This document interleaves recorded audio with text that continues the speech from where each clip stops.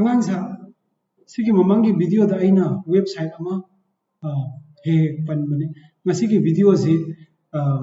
adu website to kamai si na ge do du yin ko website ki maming cam 3D tube ko bane adu an yin si cam 3D tube sigi website si cam 3D tube si khoi mathak lai si sigi si click to badon aseng bagi de cam tube 3D si atop yam na ju si na ba yaba website ni chemistry ki yam kana bane adubu 11 12 ki noi ki class ki matang sida di akoi huju ji sigi website se na doi ji molecule ma ji akoi sigi mamang da leina khre akoi che de ibna tongan bani molecule aseng da mai structure kamai to be na he tongali molecule da kamai na aseng da noina bhab ta draga di kamai na igani do kamai na adu molecule da kamai to be di yeng gyar ga di chemtube 3D ji yam kana ba website ni suppose sida example pira ji akoi methane na sida search lai ko sida methane na habigi search pira si sida mayam lakani yongo sida akoi ni dakar ore si methane sida ni click to doi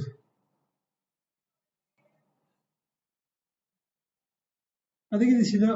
atai si yongo no atai si ju yamna si higher class की topic आतनी अकोई न सिद्धि young दे सिगी video जिते चंग दे पोसिन अकोई न सी नहीं हो मिथियन जी हो सी tetrahedral structure नहीं को सिगी सी अकोई माउस न स्माइल तो रगा सी पुंग बयाबने अदर गदी समझ मिथियन जी तो अकोई क्लोरोमिथियन ना कहने में हाथ जो क्लोरोमिथियन को आइन तौर से करीनो मीथेन की हाइड्रोजन मरी दुई मनुंग दुता हाइड्रोजन सी क्लोरोफॉर्म तौर से क्लोरोफॉर्म से तदी हम हाइड्रोजन अहम दो क्लोरीन अहम न से नगर यम क्लोरीन जी हाइड्रोजन तकी चाव भी हेन बनी मागी बोन लेम सो सांग भी हेन बनी यम अदनो क्लोरोफॉर्म से स्पाइन तौर अदना सी वेबसाइट से कोई चाहम बजी आबने सी वेबसाइट से काना बजी नोइना मॉलिक्यूल अमा सी स्माइल तोरगा सी माउस न स्माइल सुन कोइ ले कांदा कोइ उंगगा मॉलिक्यूल से नाकन दगी तोंगान नाकन दगी कमाइन उये सी येंगो याम काना वेबसाइट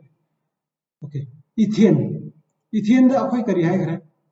सी ममांगी वीडियो दा इथेन असी एक्लिप्स कन्फर्मेशन में लेगनी अदुगा मागी स्टेगर्ड कन्फर्मेशन में लेगनी इथेन दागन से एक्लिप्स कन्फर्मेशन जी यंग असी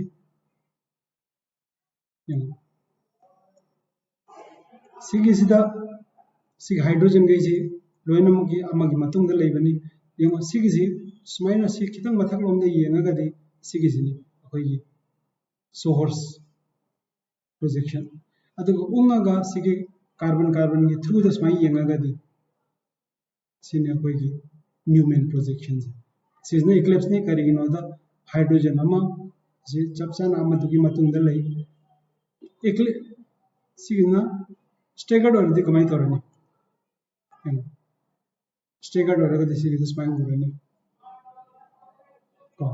अदगी इथीन अदि करिनो CH2 डबल बॉन्ड CH2 अदु अरगदी यमो सिगी प्लेनर मॉलिक्यूल नि सी अदुगा अखोय हानसु ममांगी वीडियो में नैना खरे डबल बॉन्ड से रोटेट तौदबनी अदन सी हाइड्रोजन जी को होंगे अदुगा लास्ट की होइना बेंजीन मॉलिक्यूल यंगसी यंग सी प्लेनर मॉलिक्यूल ने अदुना नि प्लेनर मॉलिक्यूल रगदी एटम लोइन प्लेन अमद लेबनेना मागी अप फेस डाउन फेस हाइबा लेगने अप फेस डाउन फेस अदि सिगी यंग मथक तगी नत्र मखा दगी नत्र नाकन दे यंगना ये लोम दगी नत्र ओइ लोम दगी सिगी याम तेन में वीडियो ने अदुगा आई सी वेबसाइट से नो ताके तौबनी याम काना वेबसाइट थैंक यू